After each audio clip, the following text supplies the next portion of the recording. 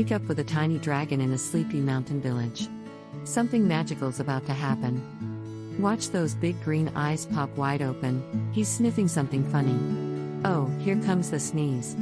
Yikes. His pancake's now a fiery mess. Can he save breakfast or make it worse? Enter the heroic chicken with a firefighter hat, and a splash of trouble. Can't keep a dragon down. He chuckles, then, achoo. Fireworks explode into the sky. Look.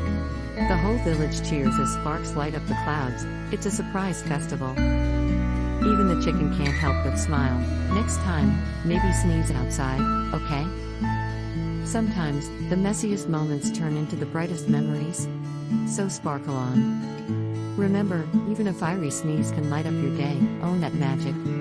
Thanks for sneezing through this story with us. See you next time for more magic and laughs.